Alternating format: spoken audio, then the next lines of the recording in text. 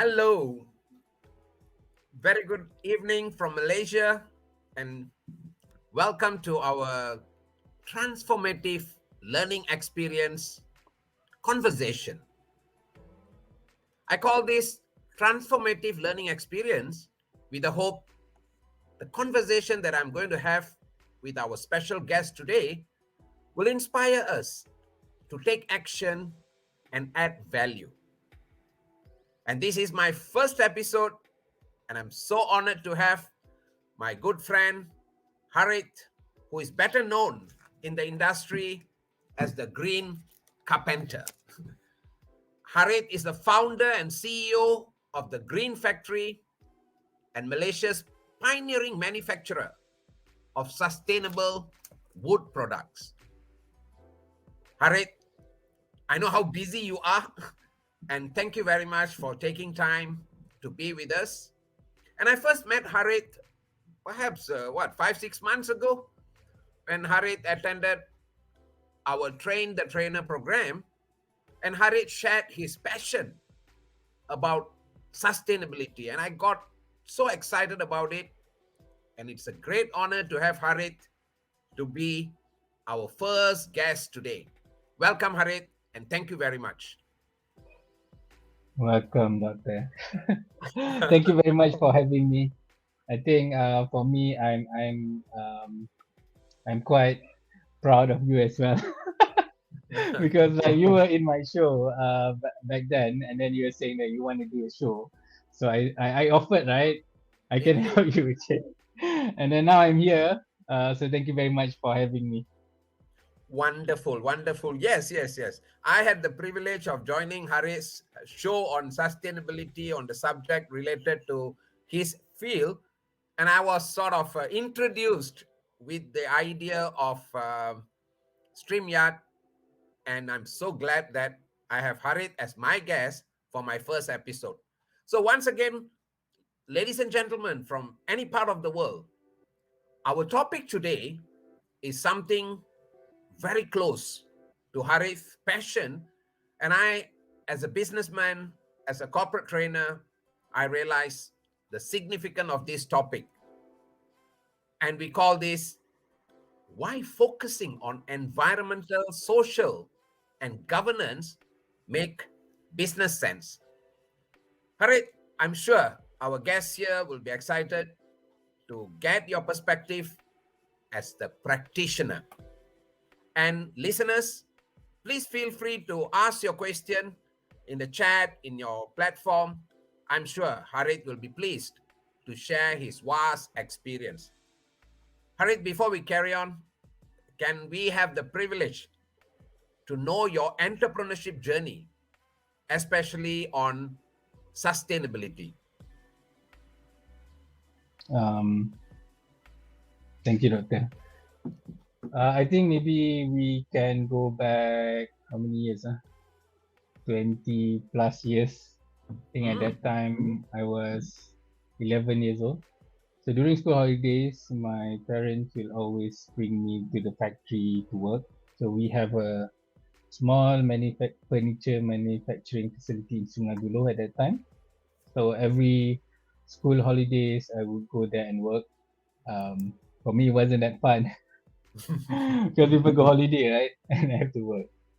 But I grew up in the industry and I learned a lot about what's happening behind the scene.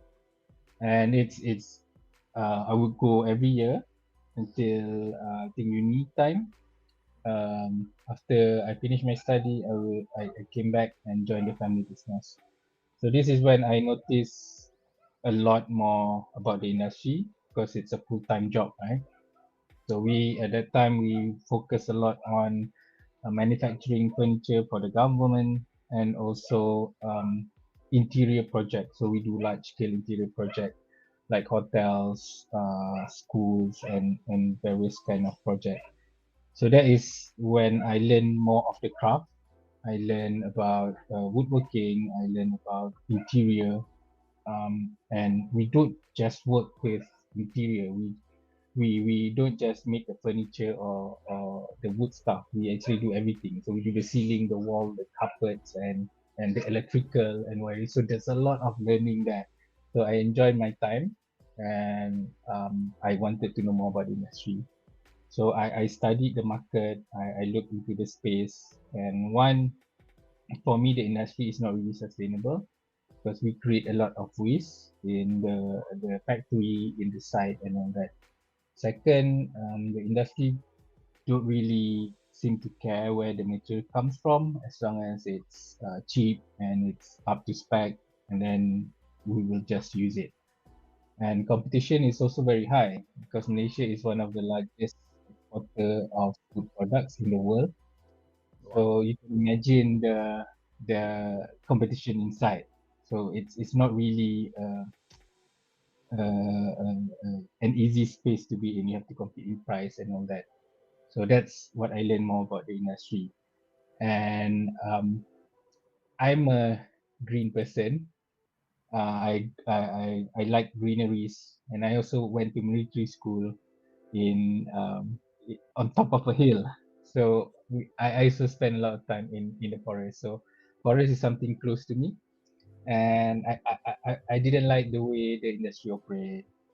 And 2012 was the last straw where I come across statistics that Malaysia have the highest rate of deforestation in the world. So I feel like this is the last straw lah, because my industry relates direct to forestry, so I don't want to contribute to this kind of damage. So that's why I decided in 2012 to turn direction of the company to be towards being more sustainable. So right now, we the way we operate is we take the sustainability or the circularity concept and put it inside of the company. So we not only look at the material, we look at the glue that we use, the coating, the packaging, the design, and we try to make each process cleaner. And we've been doing it for 10 years now, more than 10 years, and we've sent our products to more than 20 countries.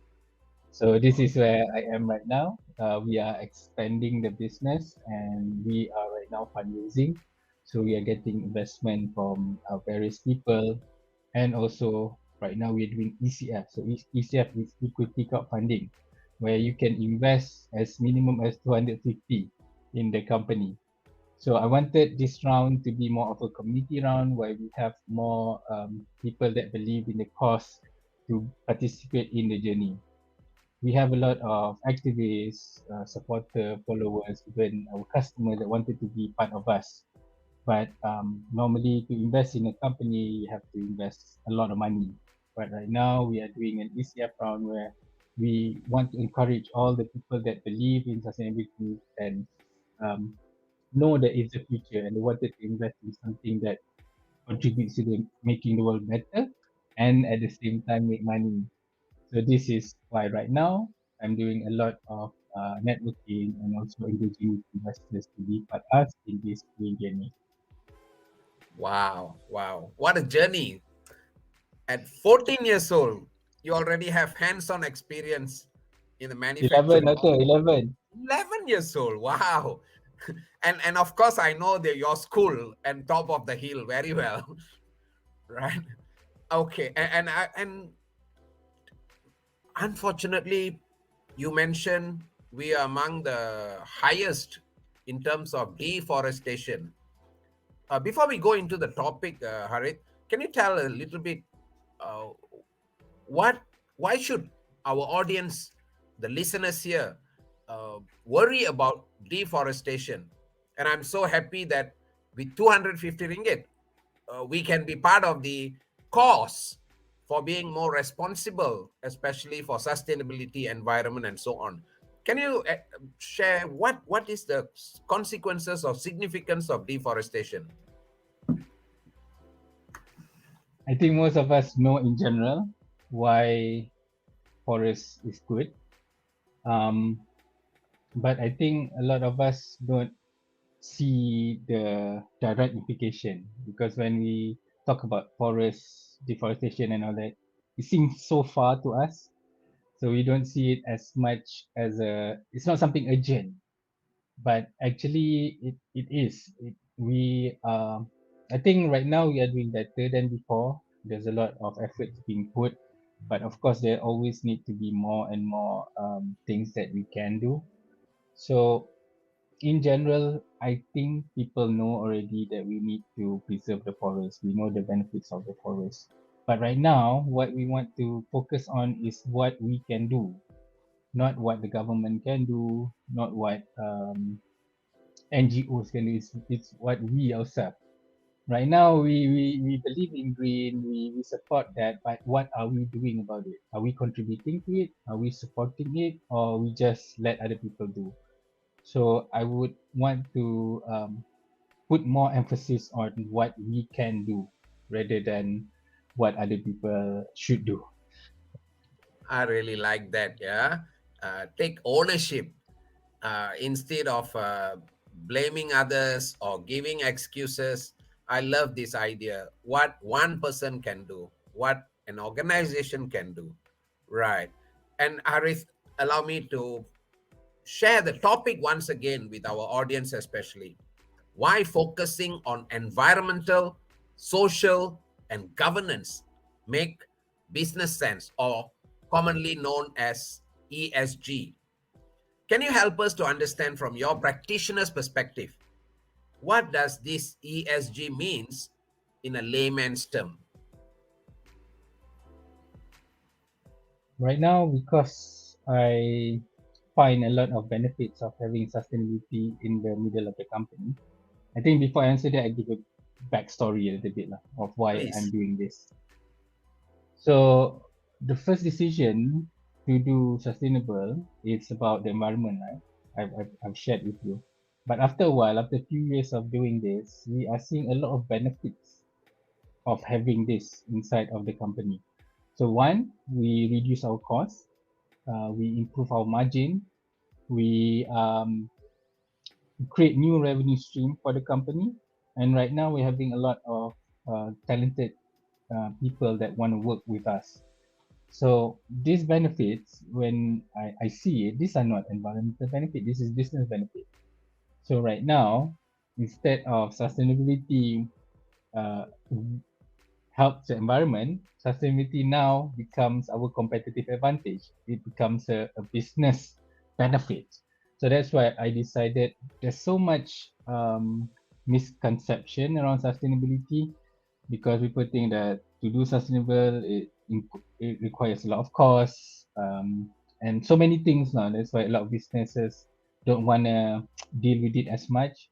So I decided to pick up activism, to share what I'm doing, to work, especially with businesses, to how more businesses can adopt sustainability.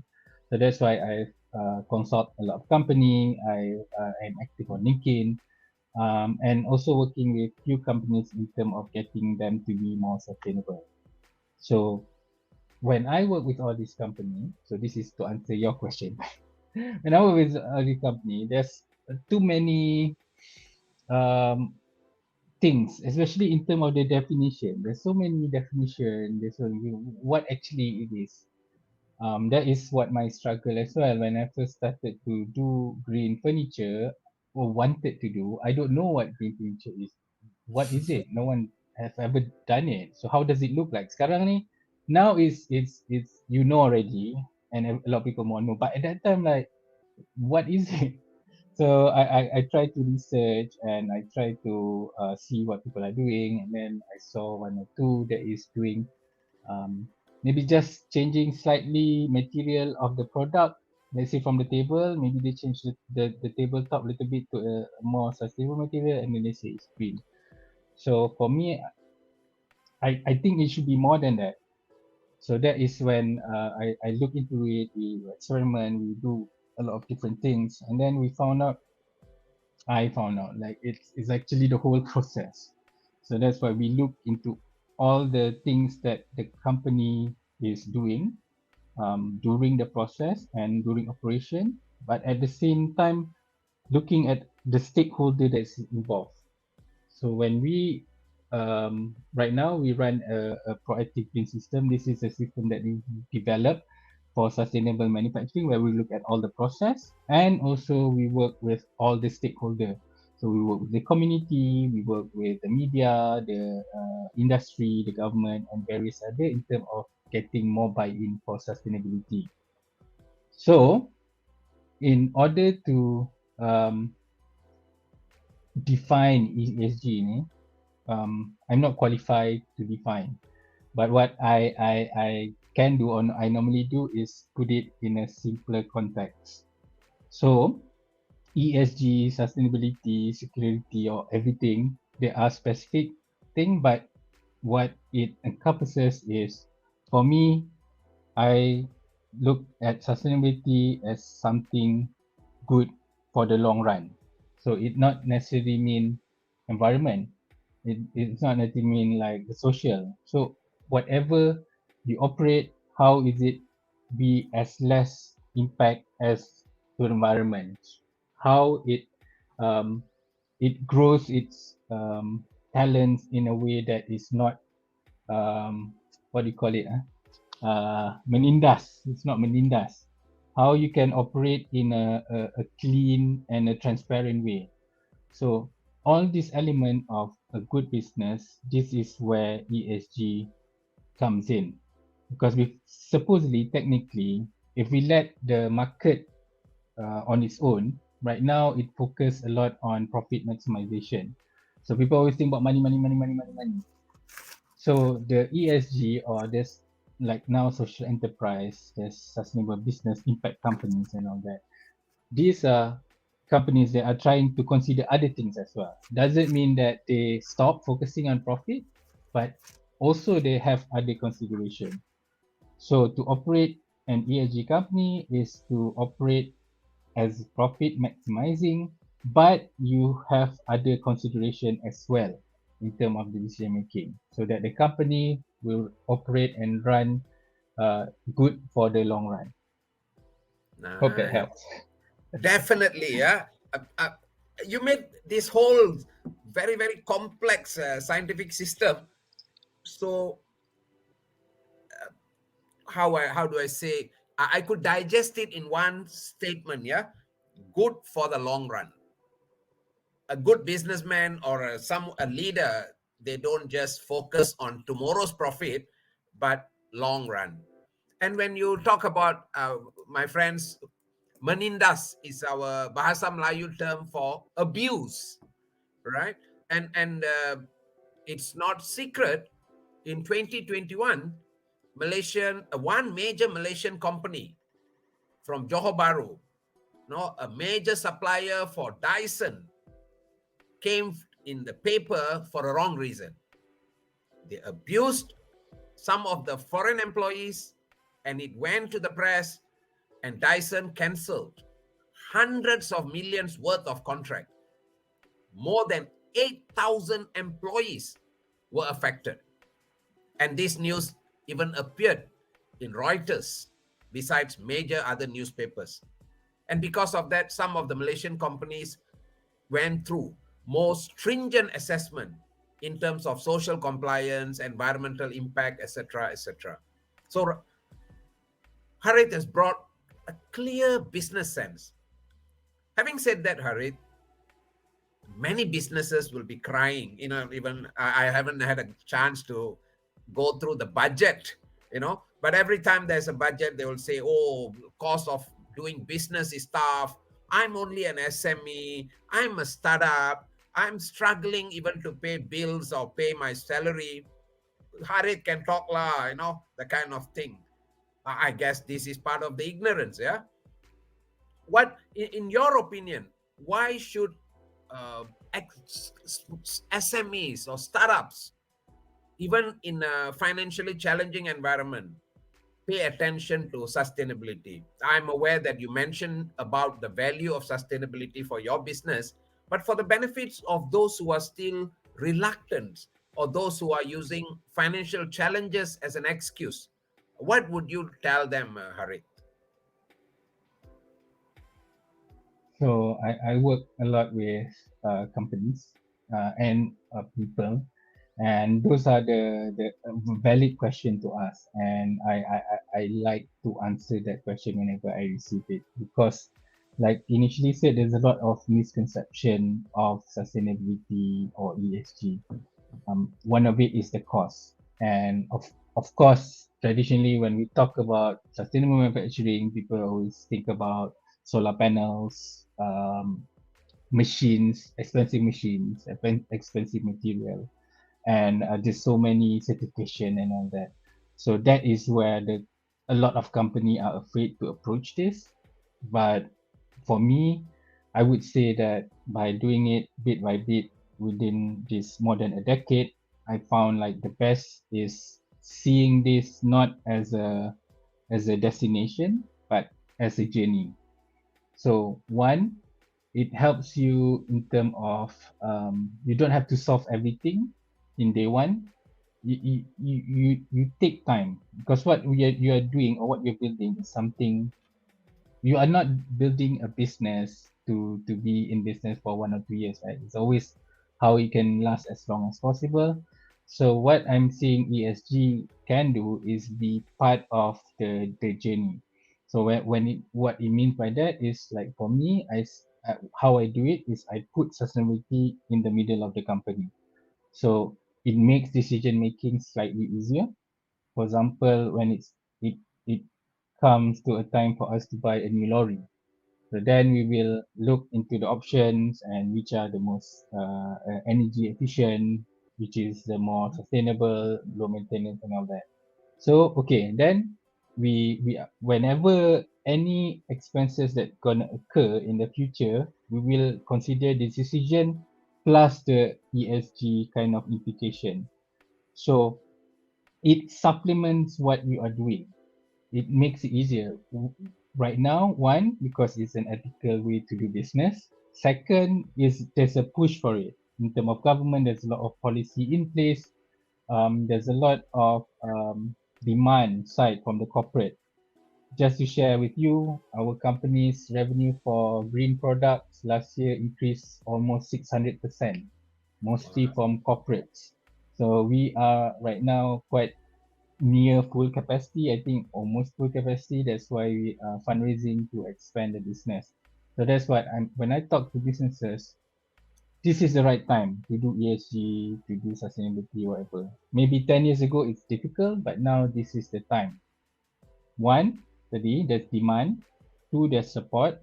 And the third, there's very little player. So competition, like for me in the furniture space, it's a red ocean. So we have to like compete who can do the lowest cost, who can make it the cheapest.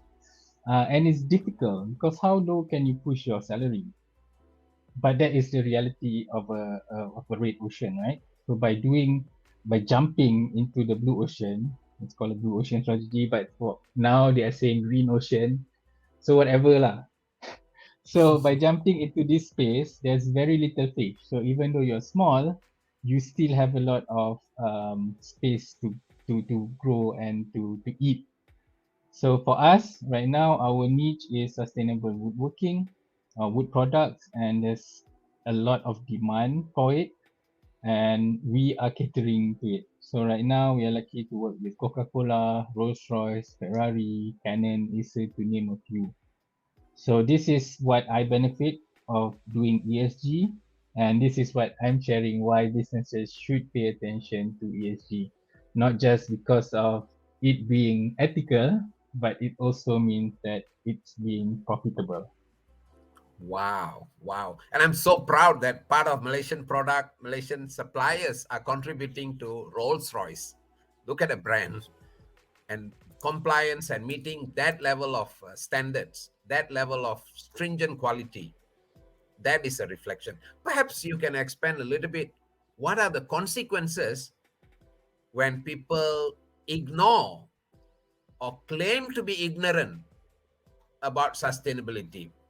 Because sometimes, as a business owners, driving costs down and struggling to pay salary and compliance, fulfilling something merely for the sake of compliance, I'm sure many will agree. When we do that, we won't reap the benefits. And people like Harith, who are practitioner, who are ambassador, who are involved, even selecting the vehicle, selecting the suppliers. This is the type of commitment. So Harith, for those who are still a little bit doubt if ESG is good for business and not taking enough initiative to learn about it.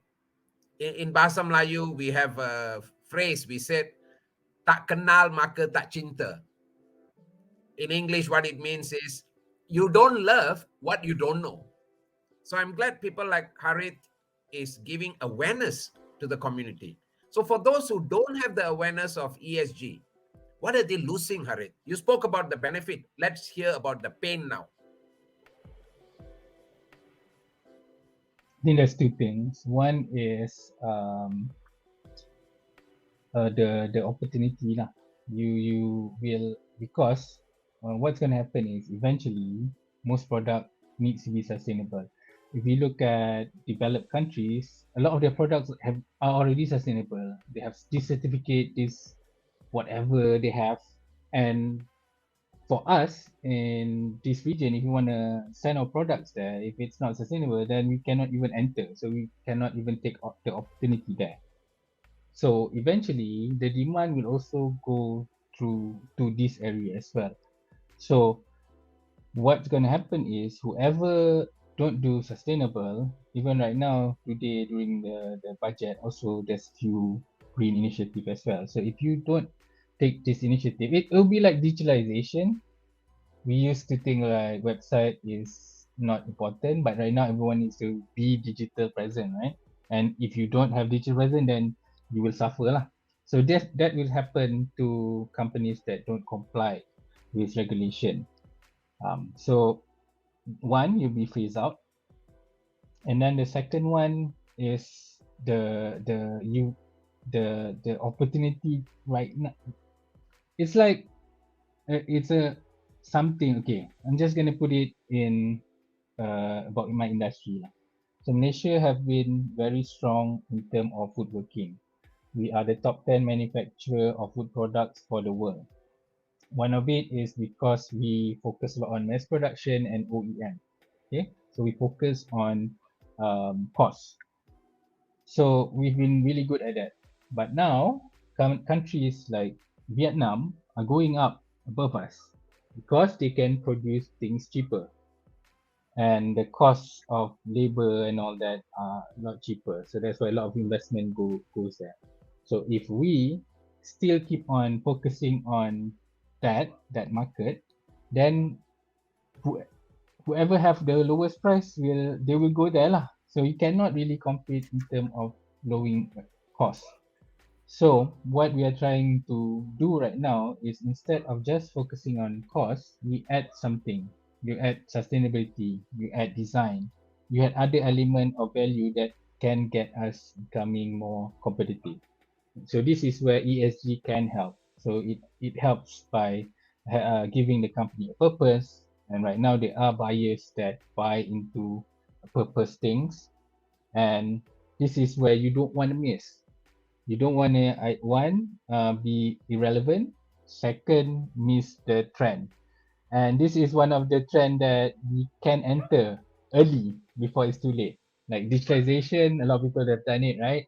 And then you want to start to go in. Right now, we are at the very early stage of the wave. So don't ignore it, be part of it and contribute, because this is not just how we make money, but this is also how we make Malaysia a better country. Wow, this is how we make Malaysia a better country. We wish to hear more good news about Malaysia in the international press, including people like Harith who are committed for sustainability. Harith, before meeting you, I was going through your LinkedIn profile and I understand you were graduated from Nottingham University, one of the prominent university in the country. Did you study sustainability there? No, I took management study, and but I think sustainability has always been part of my life, but actually it's also part of our culture. So I'll just share about my life. So I grew up like previously in a lot of forests. I do a lot of forest activity. But at the same time, in my house, my grandmother, I live with my grandmother. She will always, whenever there's rain, so she will always have a pail, and then to give the garden. And then we have a huge garden last time. So all the stuff like the bottles, the broken blender jar she will use in the garden as pots and all that. So I grew up in that, and as well, I see that contributing to why I see sustainable is something important. And when I dig deeper, it's embedded in our culture. Like our forefather, they design houses that are cooler, so that they need um, aircon or something like that. They rainwater harvest. They bring food from home, and then in like containers and all that. So there a lot of sustainable practices being done by our forefather, but because of modernization, we think this we see what our forefather doing as something that is not modern, right? So we adopt modern material, modern practices, but actually we forget that it's always been there. So it's not a Western concept. A lot of the time, what I see people say, oh, sustainability is a Western concept, blah, blah, blah, blah. It's actually have been in our culture. So that's why I see it right now as if we want to move forward, we also need to look backwards and see what else we can bring with us so that we can grow or move in not just in a one way kind of thing. We are bringing as well our culture, our stories, and also our beliefs in the process. Wow, I really love that. Yeah. If you want to move forward, it's good to look backwards. That's fantastic. I love your perspective about learning about sustainability, recycle, being green from our grandparents.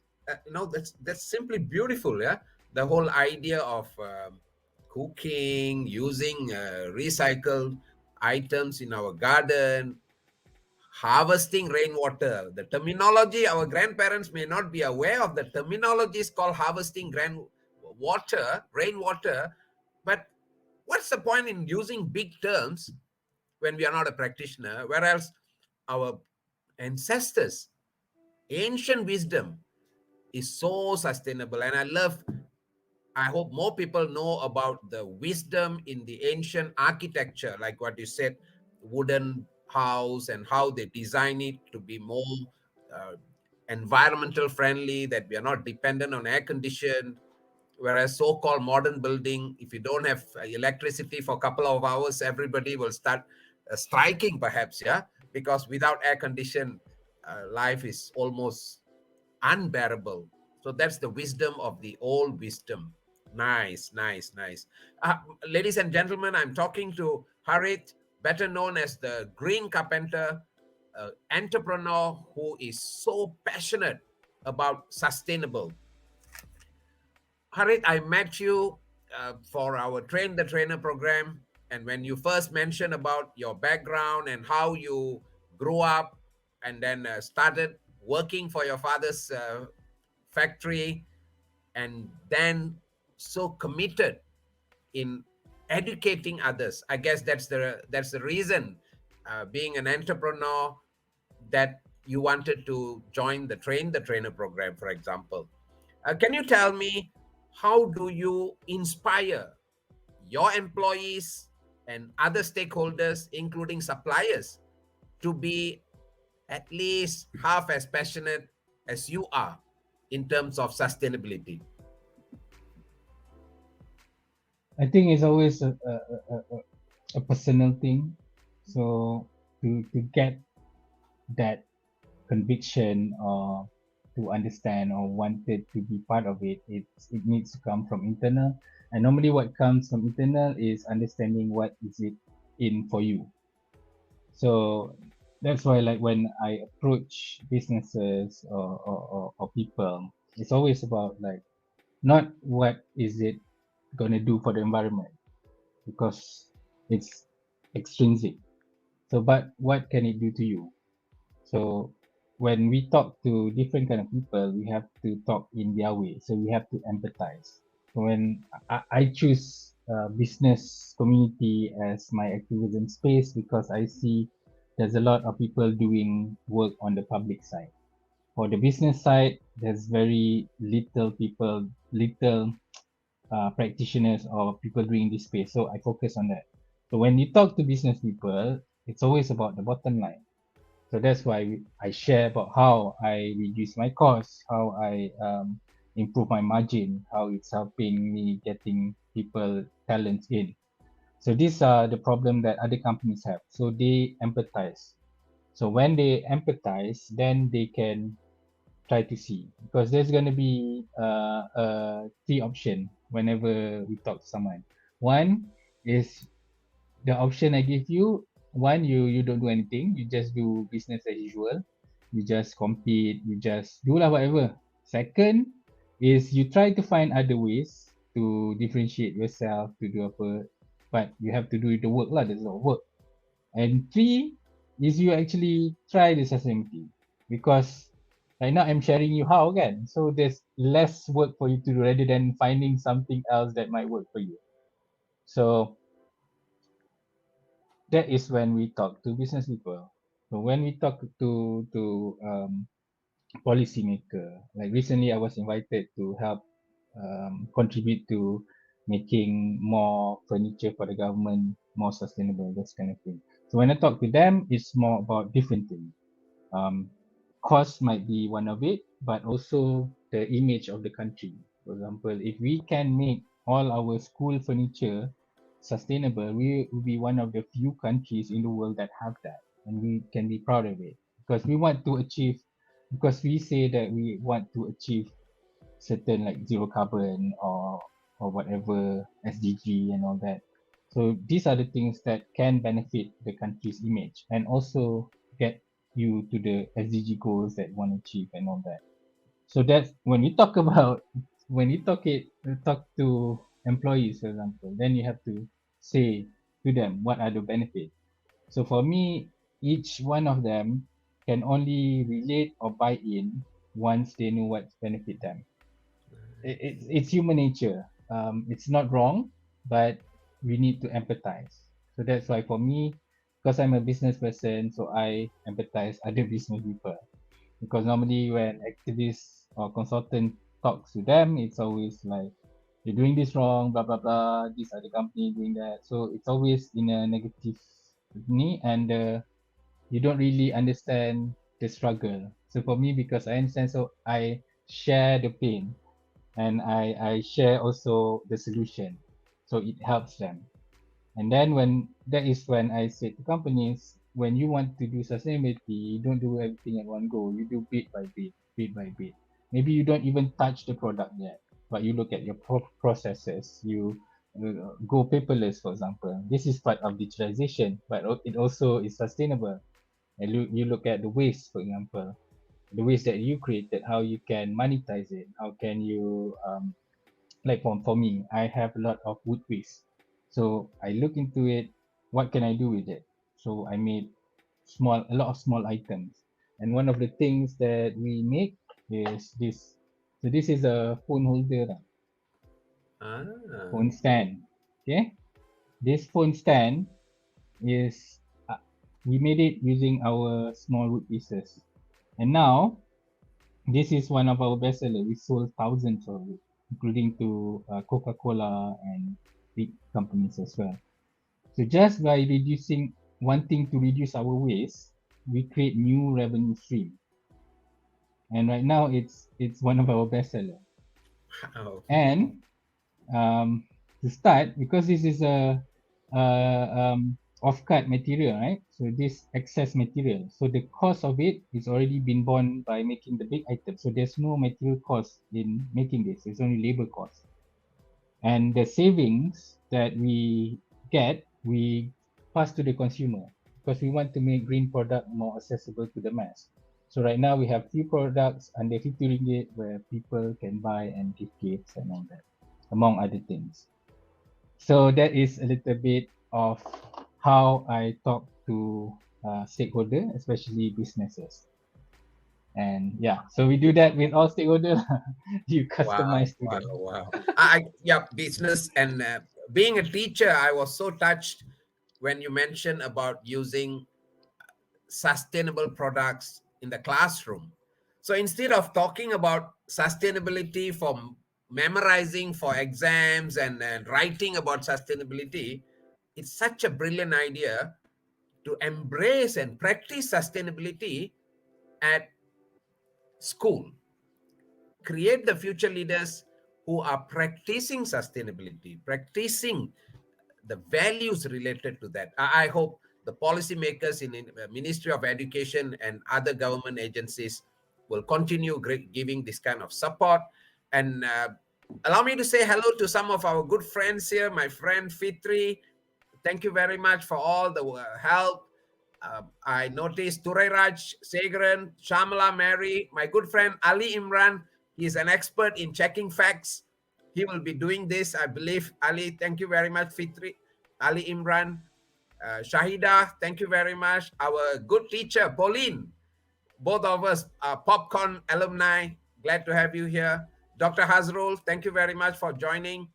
Commander Asri, a fellow Royal Malaysian Navy officer who just successfully completed commanding a major warship in Malaysia. Thank you very much for joining, Commander Asri. My inspiration to do this program is another good friend, Malar. Thank you very much, Malar. I'm a big fan of your show. And I'm glad to have Kashish Dungar all the way from Mumbai. I met her for one of the webinar and I realized Kashish is doing her postgraduate work related to environment, sustainability. And I hope, Kashish, your friends in other part of the world get to know what great job Harith is doing and introduce Malaysia to India. There could be something we can learn from each other. Harith, what a wonderful. And my friends, if you have any question, you like Harith to share his wisdom, his hands-on experience, his passion, please share in the comment section. Harith, being in the industry of training, yeah, I always emphasize talent is the greatest resources. Even great countries, they're not necessarily having diamond or gold or petroleum. Yeah, some of the countries with rich resources in Africa, diamond, petroleum, good land where we get oil palm originally from, they are struggling. Whereas some of our neighboring countries with almost zero resources, they are doing well because of talent. I read some article related how ESG is attracting talent, how ESG is retaining talent. Can you tell me your experience or experience of your other stakeholders, how commitment to sustainability attracts talent? And let me emphasize talent is the most valuable resources anybody can have. Your view, Harith. Agree. I think one of the thing that I see in for my company or people investing in our company, it's they're not just investing in me. Normally people invest in founders, right? But for us, our strength is in our community. So it's in our people in the organization. So my industry is one of the largest in the world. Malaysia exports more than 160 countries. However, a lot of the workers in the industry are mostly foreigner. So there's nothing wrong with that. But for me, I wanted to see how I can get more young talent to be part of the industry because if you guys don't know, a lot of talents don't really go into my industry because it's considered a 3D industry, dirty, dangerous, demeaning, or difficult. So I wanted to see how we can bring more young talent to the industry. As of now, 40 we have 45 staff. 90% are local, 80% is below 35, and 80% of our workforce have diploma and above. So it's a educated workforce. We have Dean's List kids, we have master student, we have award winners, designer that wanted to be part of us. Not necessarily we give the best salary, but I think it's the opportunity in the industry for them to grow as well. Because normally when you talk about the timber industry, it's always something that is traditional or boring. But that is when we decided in order to attract this young talent, you need to make it more enticing. So we've done a lot of different things, and so it's not just the ESG part that is contributing to the getting the talents, but it's one of the reason as well. Because when people come to work with us, at least they know that whatever they're doing contributes something to making the world better. So that is how it works with me, and we are still getting a lot of talents that wanted to be part of us. But of course, we can't really take all. So the idea is we want all these smart kids to go to various other companies as well, especially companies that have a cause behind it. And right now, what I'm seeing for Gen Zs, sometimes the pay is not the only thing. They like growth, they like purpose. So by having the ESG part in your business, it helps with getting them in. And maintaining them is also another thing, but it is also contributing to that. But in order to do that, you have to do it in a genuine way. A lot of the time, there's issues of greenwashing where people just do the bare minimum and then say that they're sustainable, which a lot of companies are doing that because it's a trend, right? But right now, consumers need to become more aware, need to ask better question in terms of when they want to consume.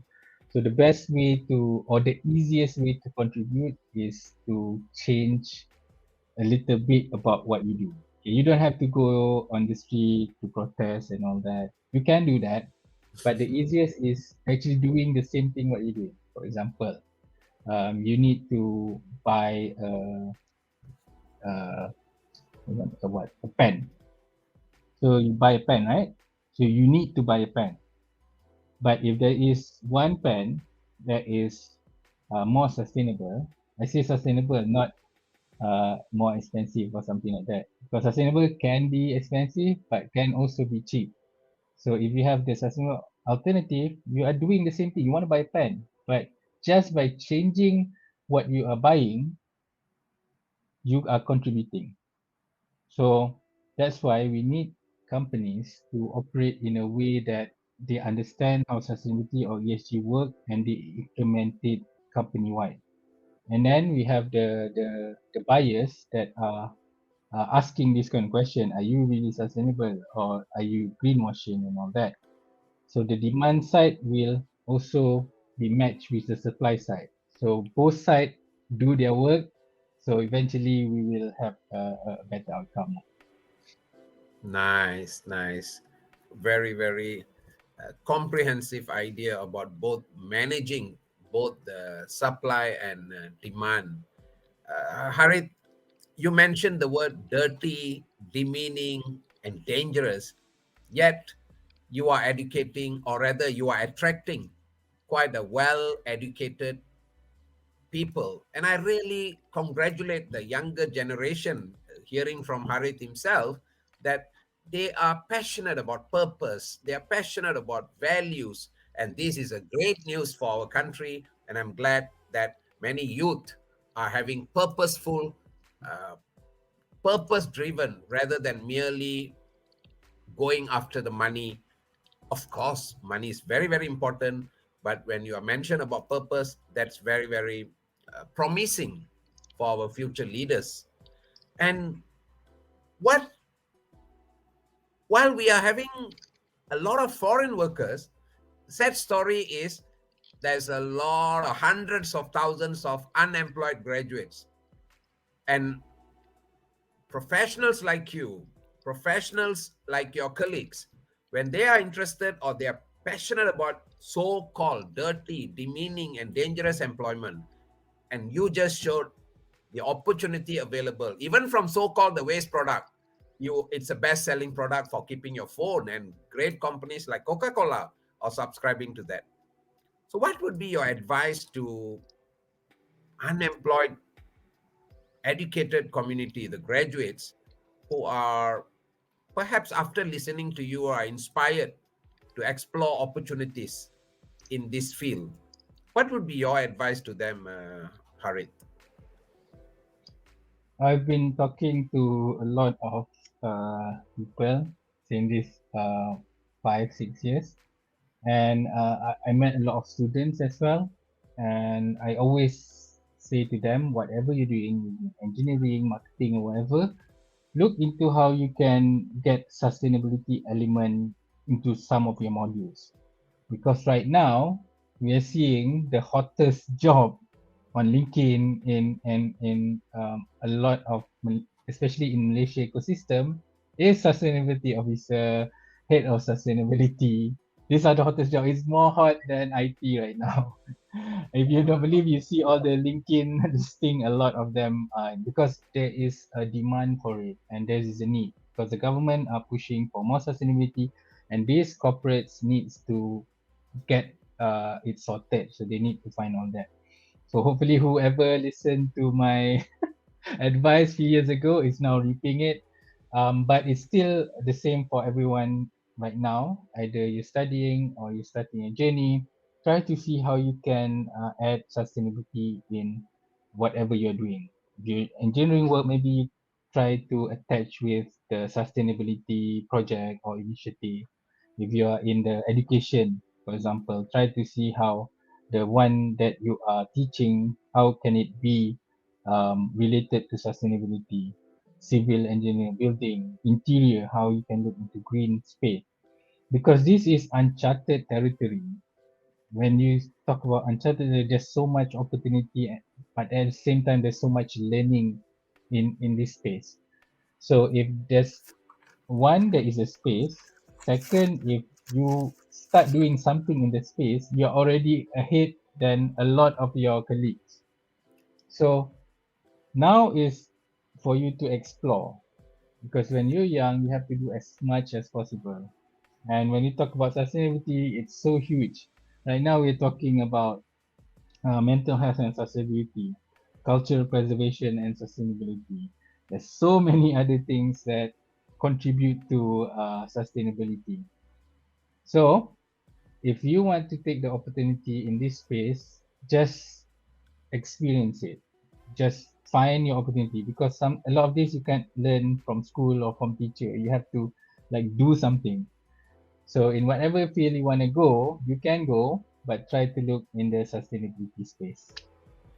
Wow. What a great advice, especially to the younger generation. I'm sure within 45 minutes or so, Harith can't share all his decades of wisdom, but you can know where to look for Harith. Just Google for the Green Factory, and I'm sure you will have wonderful information. Harith have given the perspective for community members, for leaders, for business owners, and the youth, the leaders of the future, why sustainability matters. Harith, before we end this conversation, I'm sure, I hope, entrepreneurs who were ignorant, who may have assumed that sustainability is a cost rather than investment. Sustainability is a business opportunity rather than the burden. Sustainability is merely compliance rather than opportunity.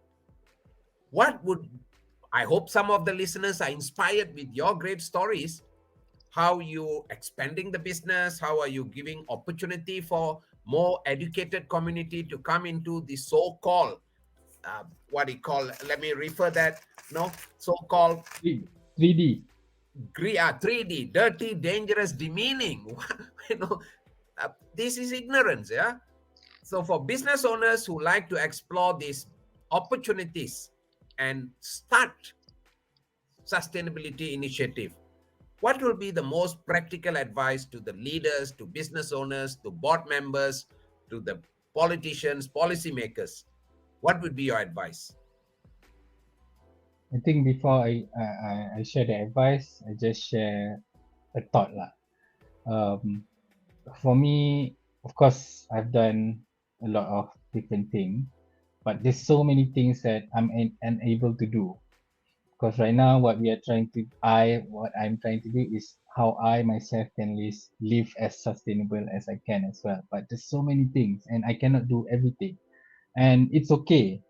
So same as you guys, there are things that you can do, and there are things you cannot do, and you don't necessarily have to go out of your way to actually do something, but there are things that you can control. There are things that you can contribute. So look into those things. So when I talk to businesses, I say see it as a journey rather than a destination. So look, design, if it's business, it's design your business into something that have meaning. Like for me, one of the things that I realized or why I do this is one of the nights I was thinking, okay, if I die when I'm old, how would I see my life? It's one of the questions I've been asking last time. And because certain facts of life, for example, like working, you need to work, right? You can't not work unless you're a trust fund baby. But technically, everyone have to work. Let's say you work 40 years of your life. So I feel like, okay, how do I want to see my job? Do I see it as just about making money, just about fulfilling your responsibility and all that? I feel that it's I don't want to waste 40 years of just doing that. And I decided, okay, I want to see my life, at least however years I work, is contributing in terms of making the world a little bit better. So that what helps me in terms of designing my business. So it's more of a personal. So for you, I think you have to see what do you want this business to be for you as owner lah. This is as owner. Like for example, I like to travel, so I design the business to do export, so I can travel and do business. So same as organization. If you're owner, then you can design the business to be able to match with your qualities or what for me, I consider it as a selfish because this is what I want. This is what I feel good. So for you, you have to find this is as owner lah. But as organization like C-suite and all that is how the business can operate, how the company that you run can contribute.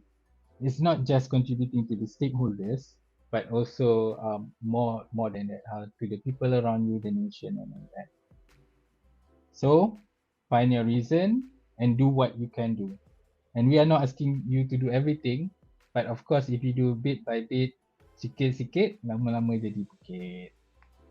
Wonderful, wonderful. Sikit-sikit, lama-lama jadi bukit is the phrase in our local language to say, start small, it will grow. Harith, you have given us so much of clarity, so much of meaning, so much of purpose for the reason of doing business. You can do such a wonderful contribution to the environment, but more importantly, perhaps it also make business sense, make it purposeful life, and adding value and creating an impact. You have given us so much of clarity why focusing on environmental, social, and governance make business sense. My dear friends, on behalf of all of you, thank you very much to Harith. And you can always Google for Green Carpenter to know more about Harith initiative and how you and I, and perhaps the entire world who is committed on sustainability, can learn from Harith. Once again, thank you, thank you very much, Harith, and I wish you all the best in achieving your passion. And I'm so proud to have you as our fellow Malaysian, as a great entrepreneur. Thank you very much. And friends, thank you very much for joining. And we look forward for the next series in transformative learning experience in 2 weeks' time. Good night, everyone. Thank you, everyone. Thank you, Doctor.